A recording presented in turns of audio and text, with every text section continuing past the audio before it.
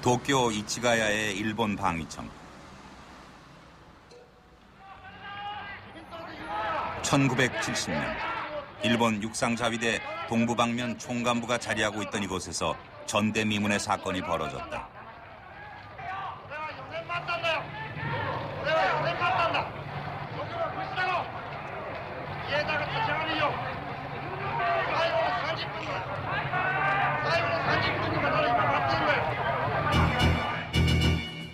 그는 자위대에 총걸기를 요구했다.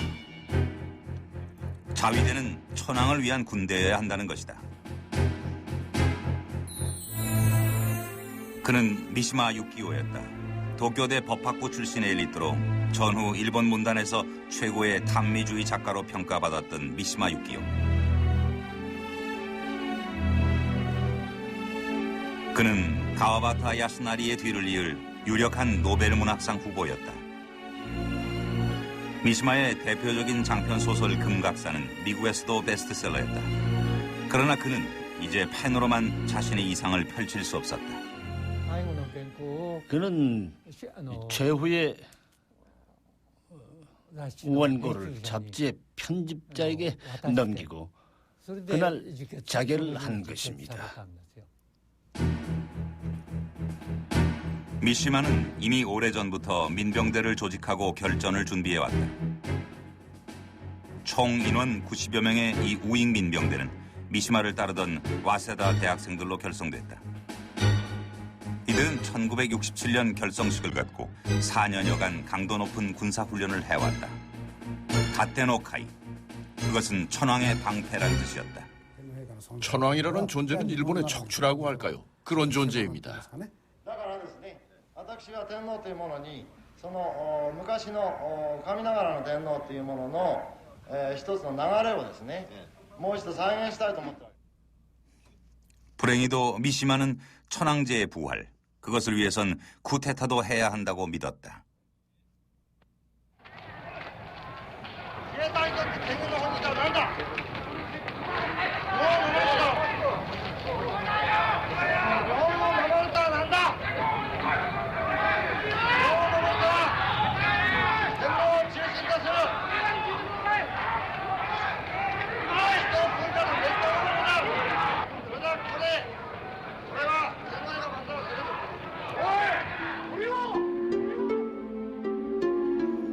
그리고 미시마는 할복 자살했다.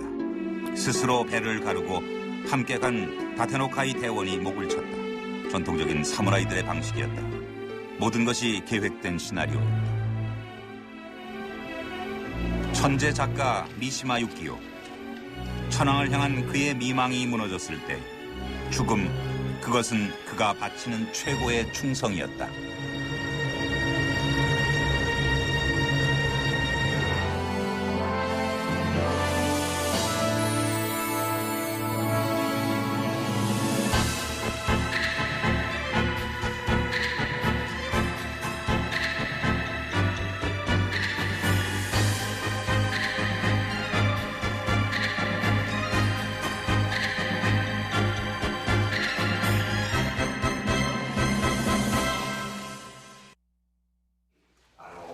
지난 4월 29일 천황제의 전쟁 책임을 묻는 집회가 열렸다.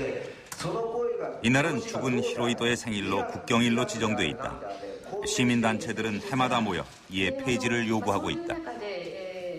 やはり歴史教科書はもう女性が不在、そして天皇をこれは神武天皇がまた初代という形で出ているわけですが天皇の歴史ということになっており、また加害というのは全く見えない。南京虐殺というのは多少入ってはいてもそれは否定的な論説の中で入れられているわけですね。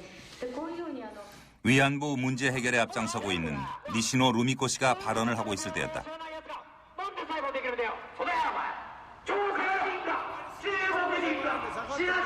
집회 소식을 듣고 우익 단체들이 몰려왔다.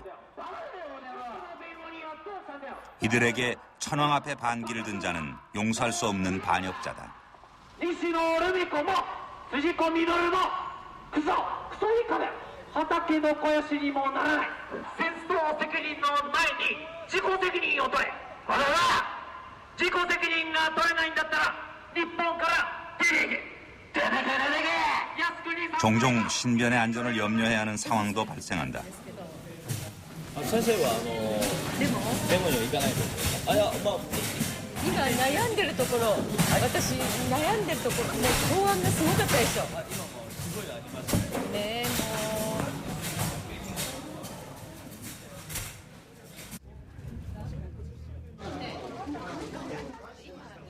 그런데 이날 집회를 찾아온 불청객은 우익들만이 아니었다. 행사장 밖에는 수십 명의 사법경찰들도 이들을 기다리고 있었다.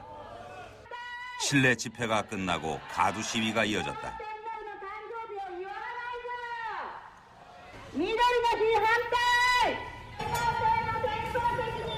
시위대가 움직이자 사법경찰들도 함께 바빠졌다.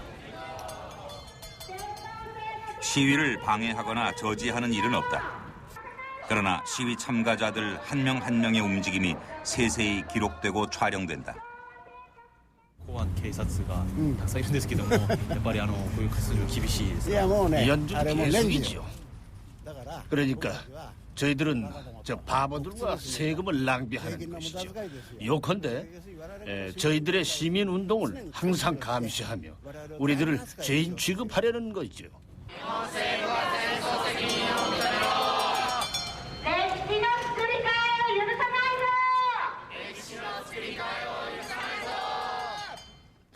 한마디로 말해서 국가에 순종하지 않으면 안 된다.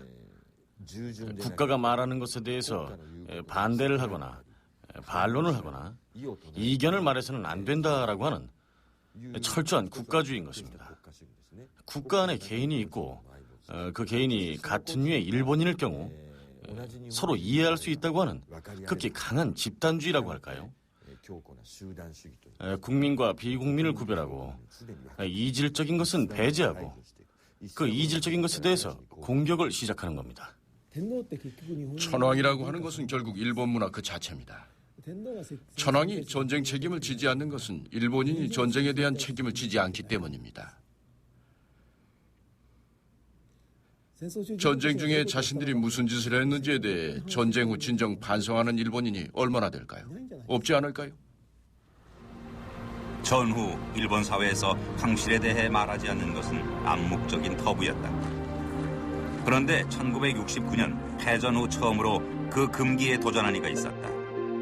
그해 1월 2일 황거에는 이른 아침부터 20만 명의 일본인들이 몰려들었다. 도쿄 공수부로 초토화된 궁전을 다시 세우고 맞이한 첫 번째 신년 할일. 그런데 손을 들어 답례하는 히로히토를 향해 네 발의 고무새 총 탄환이 날아들었다. 천황을 향한 최초의 테러.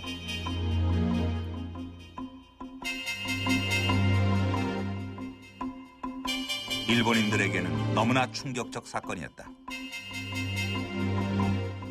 천황의 면전에 새 총알을 날린 이는 48세의 오쿠자키 겐조 씨였다. 그는 이 사건으로 1년 9개월간 복역한다. 하지만 그것은 시작에 불과했다.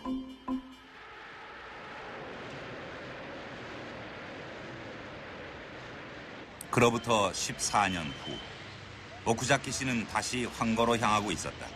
그날은 4월 29일 히로히토의 생일이었다. 오쿠자키 겐조はここにおいて天皇誕生日のこの日天皇秀仁を81年間死体まで抱い進めてきたこの天皇秀仁およびその一味のために犠牲になった無数の人々に霊を慰めるために今日ここにおいて私の所属いたしました独立公平第36連隊は入院屋において連隊長以下 100% 近く응해지しました。 그는 도쿄 거리의 가장 위험한 인물로 낙인찍혔으나 천황을 향한 응징 의지를 굽히지 않았다. 일본이 아시아에서 전쟁을 하게 된 책임은 누구에게 있는 것인가? 이것은 일본 내에서도 큰 논쟁이 벌어지고 있는 것인데요. 오쿠자키 씨는 전쟁을 일으킨 책임은 역시 쇼와 천황에게 있다고 생각하고 있습니다. 이 생각은 일본 국민들 사이에서도 찬반으로 나뉘고 있지만 오쿠자키 씨는 그렇게 생각하고 있어요. 즉 전쟁을 일으켰고 더구나 병사들에게는 식량도 없는데 더 이상 싸울 수가 없지 않은가. 그런 전쟁을 계속하는 것은 말도 안 된다. 이에 대해서 쇼와 천황이 병사들에게 미안하다고 한마디라도 한 적이 있는가 하는 식으로 그는 생각을 하고 있습니다. 오쿠자키 씨는 태평양 전쟁 당시 최대 격전지 중 하나인 뉴기니아 섬에 배치됐었다. 그리고 전쟁 말기 일체의 지원이 끊긴 채 버려졌다. 굶어 죽는 병사들도 부지기수였다.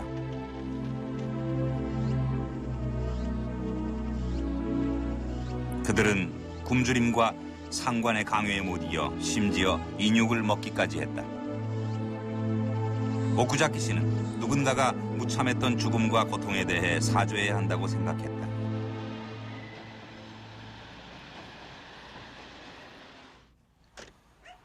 특히 그는 당시 부대에서 총살된 동료 2명의 죽음의 진상을 밝히기 위해 옛 상관들을 찾아다니게 된다. 聞くところによりますとね、いわゆる瀬尾幸男さんがですね、ご主人さんがその吉沢哲之助さんのですね、処刑射殺した、いやご主人さんの目の前で小清水が射殺したわけですか。なんかそういうことされて。いやその当時の前のことですけれども、小清水さんだけでやったんじゃないですか。ただ命令で小清水さんも軍の命令でもう命令されてしたわけですか。命令がされて結局軍にはもう行くところが何名進めたいというか何名おるということだで報告になっておるところですからね、生存者は何名。いやだから命令によって射殺したわけです。私は生殺してですかね。それ誰が命令したって軍の。それは軍の方のなんだと思う。それはそういう公式に命令されたもんでしたら、厚生省にはそういうふうに彼は射殺されたという軍の言われて記録されてるわけですか。何分こういう山の中の、もういつ玉砕になるか、玉砕命令が出るかわからない状態になっているところなんですからね。まあいろいろ喋ったって私もなんですけれども、まあいつからこの公民館で行事もやらねえかんし。まあ私はね、ご主人さん드러나지 않는 진실 앞에서 그는 흥분했다.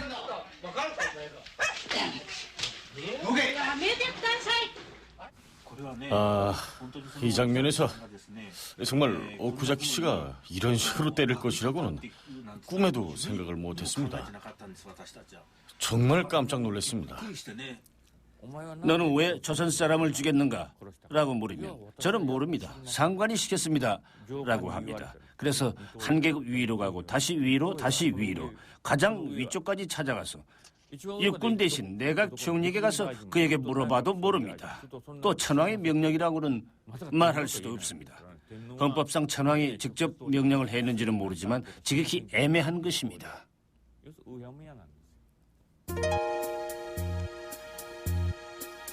오쿠자키 씨의 행적은 5년여의 취재 끝에 다큐멘터리로 만들어졌다.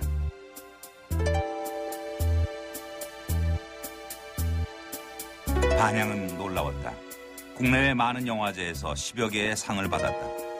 그러나 이 다큐는 일본 내 TV는 물론 영화관에서도 상영되지 못했다. 극장 측 사람들은 만약에 이 작품을 우리 영화관에서 상영을 하면 아마 우익의 사람들이 영화관을 공격하러 올 것이다 라고 말합니다. 실제로 일본의 큰 영화 배급사들은 다 돌아다녔는데 다들 거절을 했습니다.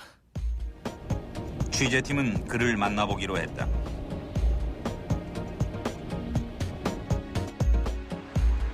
오쿠자키 씨가 살고 있다는 고베시.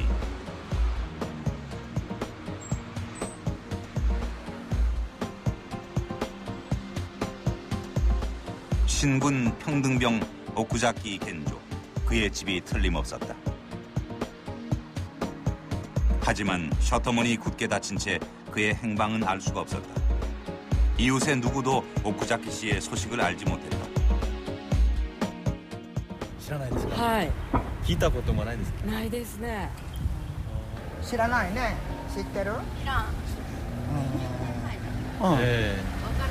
隣のですね、奥崎さんを探しに来たんですけども、奥崎さんって今どこにいらっしゃるのかご存知ですか。いや知らんけど。あ、そうですか。入院したと思うんだけどな。 수소문 끝에 찾아간 곳은 노인들을 위한 시립 요양원. 오쿠자키 씨였다. 어느덧 85의 나이.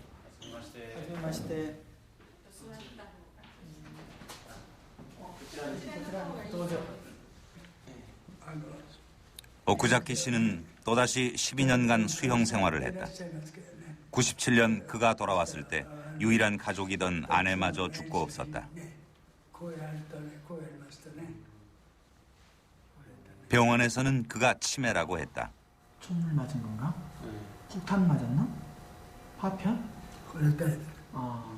하지만 전쟁의 기억을 더듬는 동안 그에게 망각은 없었다. 아무도 사죄하지 않았고 고통은 지워지지 않았다.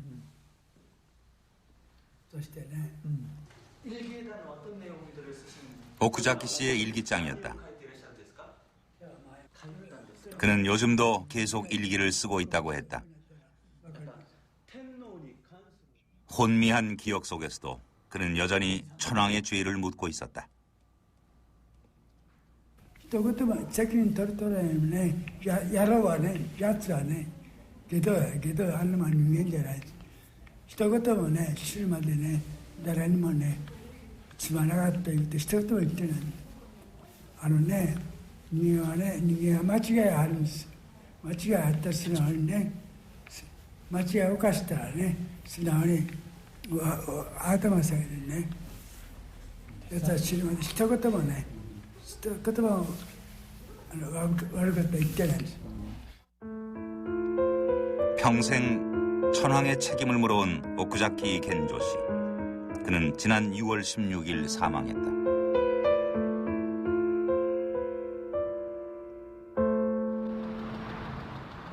그러나 처벌받지 않은 천황은 죽었으되 살아있었다. 도쿄 시내 야스쿠니 옆 구단회관.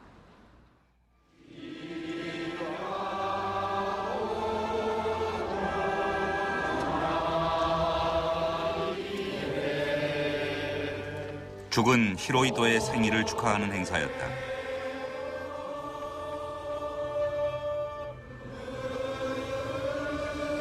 이들은 현재 히로히토의 성덕을 기린다며 도쿄 인근에 대규모 기념관도 설립 중이다.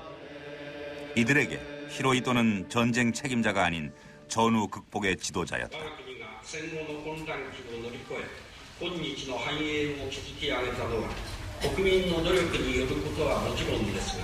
同時に昭和天皇が国民一人一人を温かく励まし勇気づけられたことによるものである。こうした昭和天皇の近江心が民心の安定と活力の源となっていることを忘れることはできません。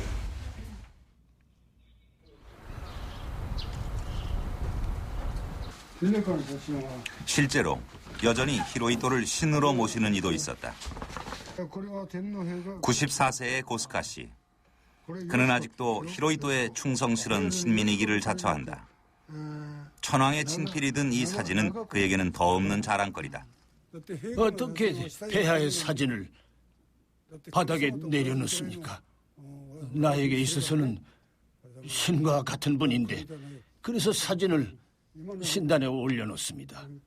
옛날에 쇼와 천황의 사진으로요. 고스카 씨에게는 지금도 만세 일개의 천황은 가미사마, 즉 신이다.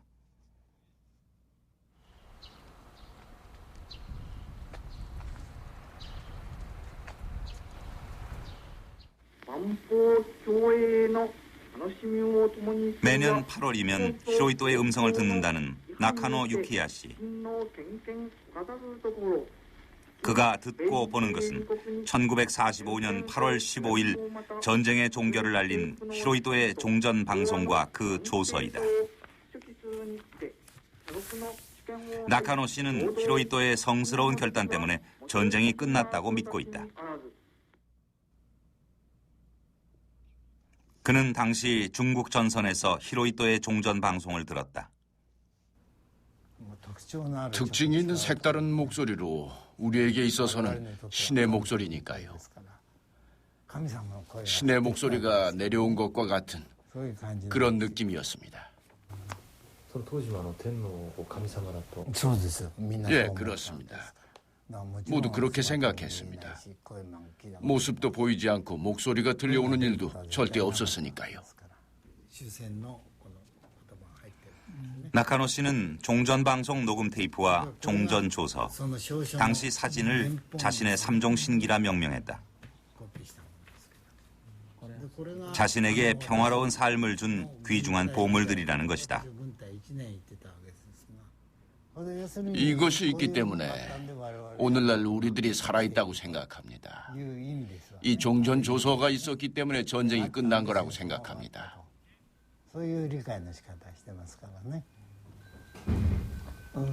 이거 그러면 이거 조서는 얼마나 많이 읽어보셨는지 테이프는 어느 정도 많이 들?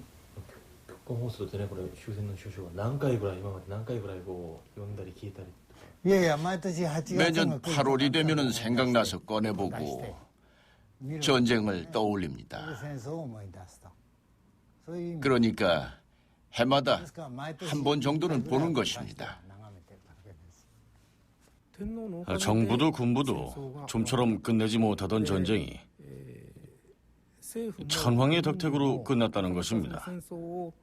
정부, 군부 안에서 전쟁을 계속하려는 세력과 전쟁을 그만두려는 세력이 딱 반으로 나눠져 대립하고 있었기 때문에 결정하지 못하고 있을 때 천황이 판단을 내려서 전쟁을 멈출 수 있었다는, 그리고 멈춰주셨다라는 생각인 것입니다. 그러나 모토 공습이 시작되고도 일본은 항복하지 않았다.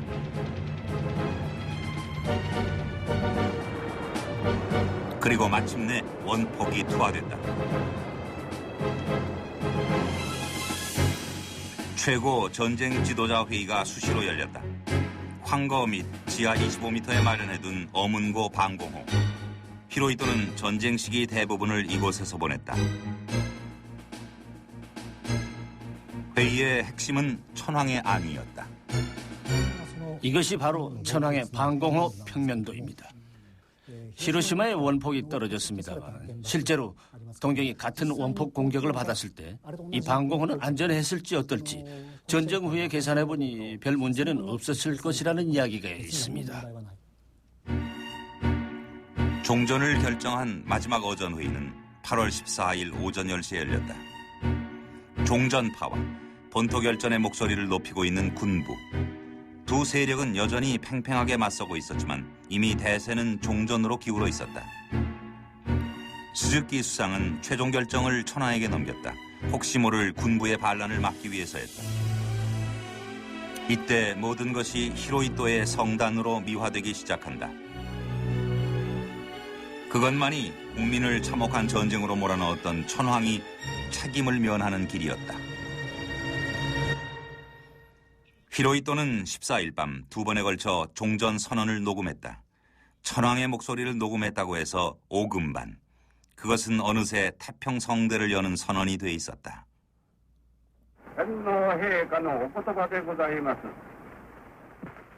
金が立海将兵の優先、金が百両有志の冷静、金が1億収書の王侯、おのおの最善を尽くせるに変わらず、戦局必ずしも好転せず、世界の体制また我にであらず、しかのみならず、敵は新たに残虐なる爆弾を使用して地形に向こう殺傷し 자신들이 하고 있던 전쟁이 부당한 전쟁이며 침략 전쟁이라는 것은 인정하지 않았습니다. 전쟁에 패배했다는 것도 인정하지 않았습니다. 8월 15일에는 조간신문에 배포를 지연시키고 정오에 오금 방송과 동시에 신문이 배달됐습니다. 그 신문의 내용이라는 것이 천황이 얼마나 국민의 안전을 생각하며 이 전쟁의 종결을 결단했는가 하는 말로 가득 차 있었습니다.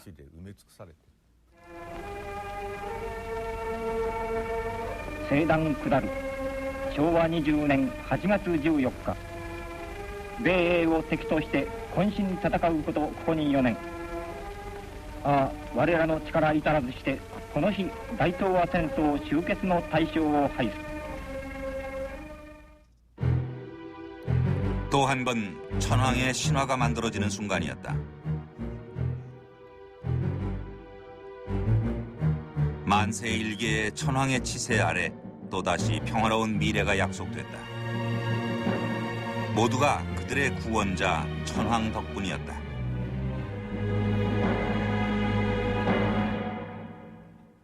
종전 조서에서 가장 표현하고 싶었던 것은 앞으로 일본이 처하게 될 난관을 미리 방지하는 것, 그리고 천황제를 계속하는 것이었다고 생각합니다. 그런 의미에서 말하자면 지배층의 의도를 적절히 표현한 것이라고는 할 수 있습니다. 그렇기 때문에 저는 종전의 조서를 천황제 계속 선언이라고 생각하고 있습니다. 성단이라는 신화는 전후 히로히토에게 구사일생의 기회를 제공한다. 단 한 번의 방송으로 일본 열도를 무장 해제한 천황. 미국의 요구대로 히로히토는 신의 지위를 포기하는 대가로 상징 천황의 자리를 얻게 된다. 천황의 새로운 지위를 알기 위한 순행이 시작됐다. 군복을 벗은 히로히토는 이제 국민의 안위를 염려하는 평화의 천황이었다. 다시 충성스러운 신민들. 새로운 신화도 역시 현실이 됐다. 천황은 각지에서 매우 환영을 받았으며 그로 인해 천황과 국민은 매우 깊은 관계라는 것이 재인식되었습니다. 천황도 즐거웠고 국민도 매우 감격했다는 것은 누구도 부정할 수 없다고 생각합니다. 그것이 일본입니다. 혁명이 없는 일본의 비극인 것입니다. 그런 가운데 천황은 군국 천황에서 평화 천황으로 어느새 바뀌었죠. 그러므로 천황이 책임을 지지 않는 것은 일본 국민 전체가 역사에 대한 책임을 갖지 않는다는 것을 나타내는 것이라고 할 수 있습니다. 전쟁이 끝나고 6만여 명의 패잔병들도 돌아왔다. 해외의 전장에서 가해와 패배를 동시에 경험한 천황의 군대. 그들은 히로히토의 성단 신화가 허구라는 것을 잘 알고 있었다. 그러나 그들은 침묵했다. 돌아온 병사들은 자신들이 저지른 일에 대해서 말하고 싶어 하지 않습니다. 그런 말을 해서 가족으로부터 그런 나쁜 일을 한 인간으로 보이기 싫고 또한 그 가족들이나 전쟁에 가지 않은 사람들은 전쟁의 실태를 전혀 모릅니다. 이렇게 전후의 일본 사회가 만들어졌습니다. 1974년 한 일본군 장교가 군도 한 자루를 들고 나타났다. 오노다 히로 소위 29년 만의 귀환이었다.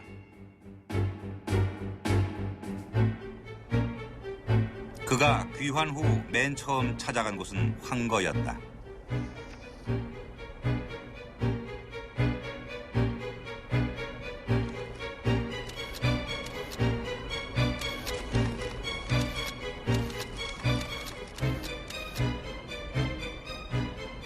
영웅 탄생의 서막이었다. その当時自分のあれは見習い士官だったもんですから本当のいわゆるそのだけの身分でお別れして戦場へ参ったもんです。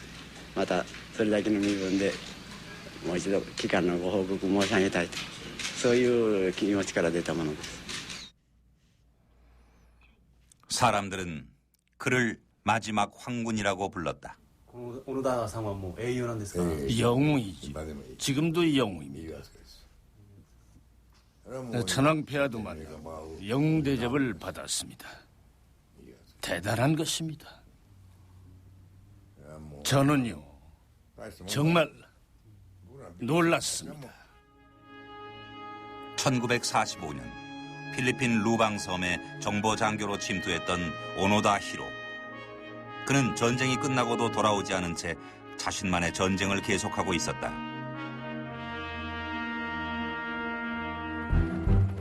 오노다. 그가 필리핀의 밀림 속에 있다는 것은 수년 전부터 알려져 있었다. 그를 찾기 위한 대대적인 수색이 이어졌다. 국가적 차원의 지원도 이루어졌다.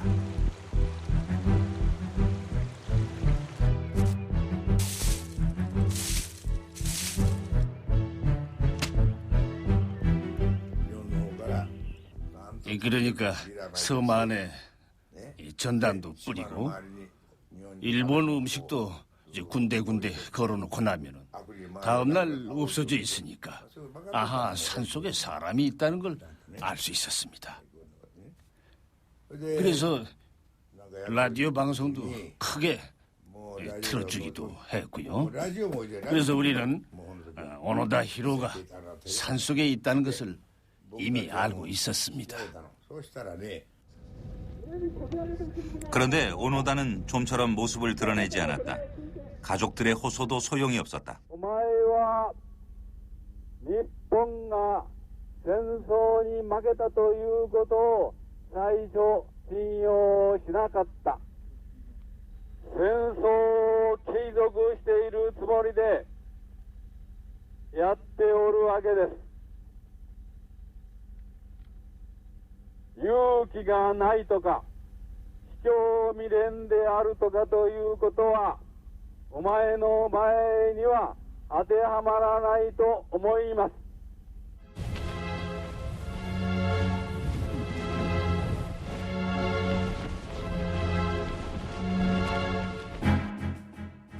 그를 발견한 건 일본인 탐험가였다. 단독으로 루방섬을 찾아간 스즈키에게 오노다는 자신의 아지트를 공개했다. 일본인들은 흥분했다. 오노다 소위의 칼은 날이 시퍼렇게 서 있었고 모든 것이 옛 군인의 모습 그대로였다.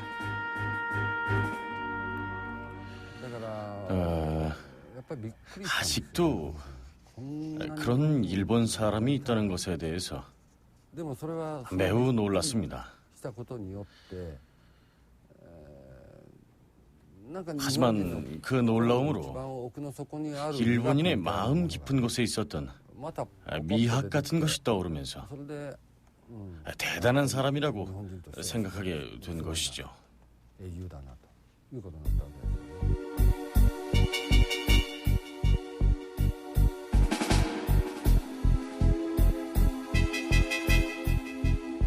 열도는 다시 감격했다. 오노다 히로, 그는 살아있는 군인 정신의 화신이었다. 私たちはその小野田さんが無事であったことをまず喜ぶとともに小野田さんにお会いするのを実に、楽しみにこのフライトを続けているわけでございます。 귀환 작전이 시작되자 가장 흥분한 것은 일본 언론이었다.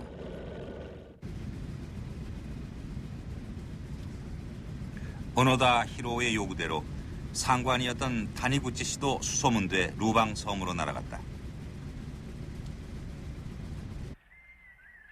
웃지 못할 촌극이었지만 일본인들에게 이것 또한 신화처럼 받아들여졌다. 이 사람이 타니구치 상관입니다. 명령서를 가져가서 오노다가 돌아오게 된 것입니다. 어떤 명령서? 전쟁이 끝났으니까 돌아오라. 이제 다 끝났으니까. 상관이 이것을 읽어주지 않으면 오노다는 아직 전쟁 중이라고 생각하니까요. 그래서 상관이 간 겁니다. 그러면 오노다 히로는 상 그때도 전쟁이 끝난 줄 몰랐다는 얘기? 이미 알고는 있었지만 군대는 조직이기 때문에 명령을 받지 않는 이상 나올 수가 없었던 겁니다. 그래서 오노다가 명령서를 받고 나오게 된 것입니다.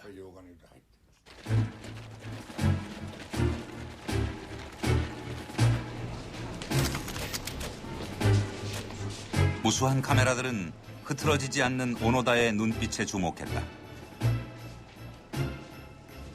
시퍼렇게 선 칼에 열광했다. 그가 밀림 속에서 어떻게 살았는가는 아무도 묻지 않았다. 오노다 역시 어떤 말도 하지 않았다. 언론이 보고 싶은 것은 마지막 황군 오노다 히로일 뿐이었다.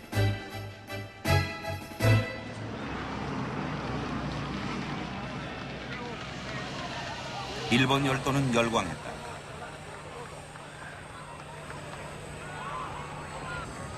근 30년 만의 귀환.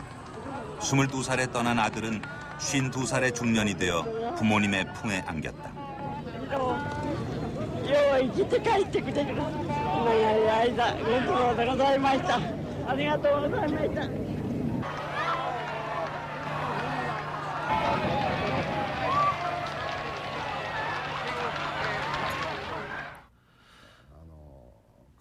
잘 돌아오셨습니다라고 쓰여진 해군 깃발을 들고 약간 우익적인 사람들이 환영을 한 것도 사실이고 일반 사람들도 공항에 많이 모였습니다.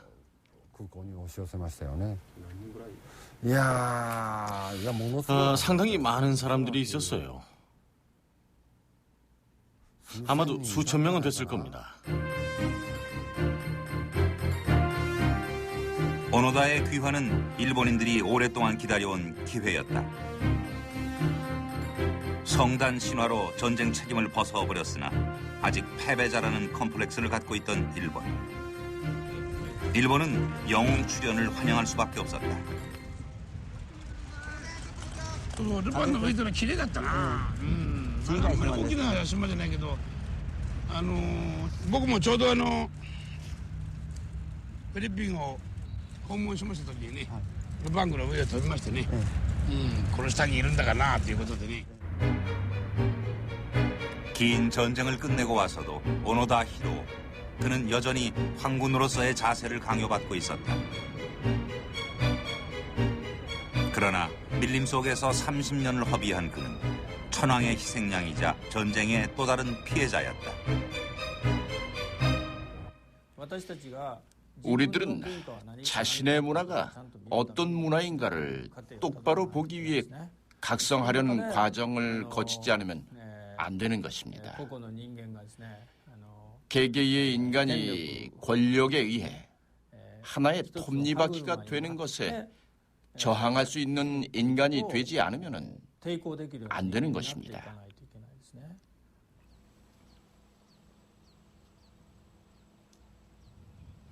역사는 개인이 어쩔 수 없는 거대한 경랑 속에 흘러간다. 그러나 단지 경랑에 몸을 맡기고 있었다고 해도 시대의 책임을 피할 수는 없다. 지난 6월 27일 사이판. 장대비 속에서 많은 일본인들이 천황 아키히토를 기다리고 있었다.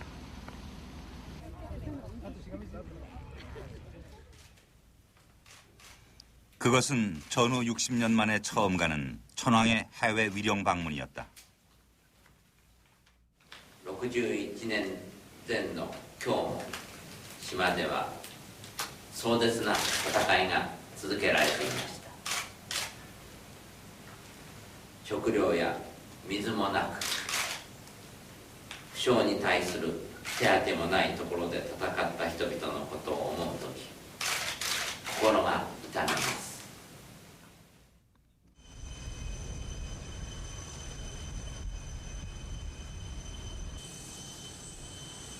전쟁 피해국의 강력한 반대에도 불구하고 이번 행사는 성사됐다.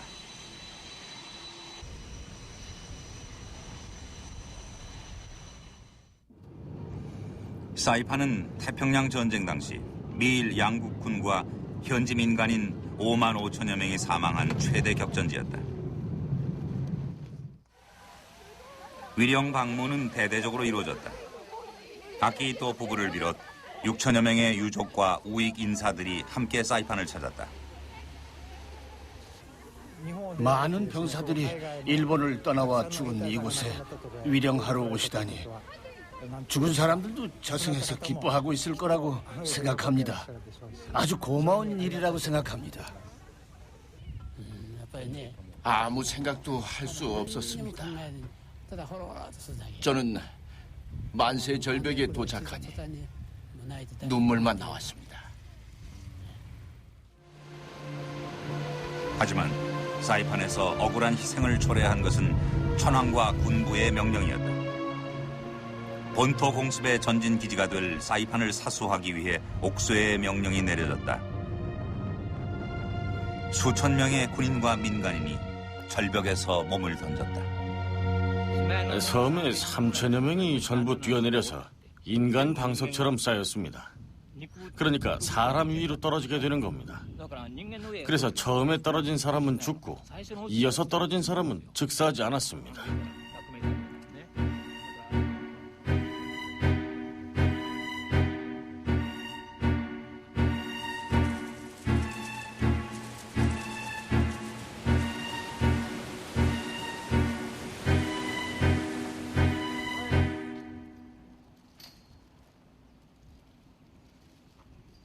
천황 내외의 방문에 맞춰 사이판을 찾은 시조카 마리아나 전우회와 유족들.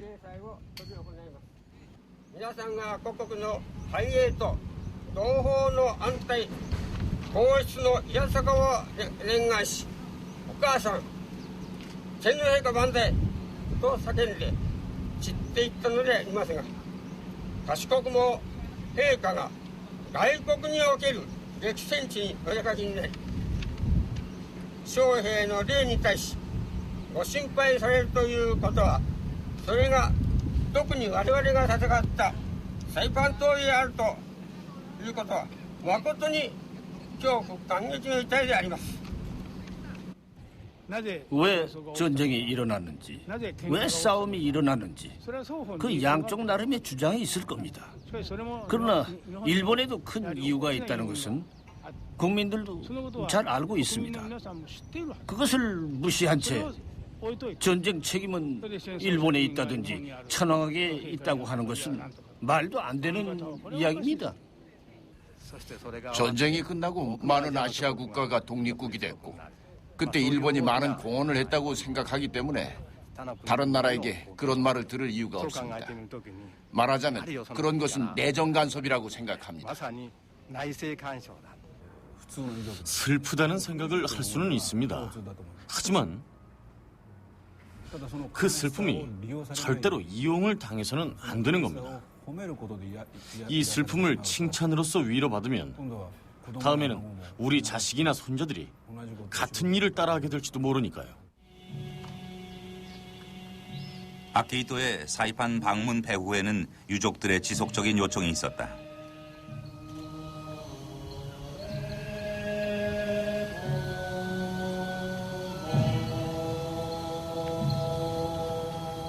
태평양 전쟁 당시 일본군 전몰자 210만 명. 일본 유족회는 3대 보수단체의 하나로 일본 내 가장 강력한 압력단체다. 일본 유족회는 정치권과 정부에 관련된 사람들입니다. 말하자면 이들이 다 유권자인 셈이죠. 그들이 선거를 할 때에 수상에게 표를 던지는 관계에 놓이는 것이기 때문에 정치권과 일본 유족회가 아주 깊이 유착이 되는 것입니다.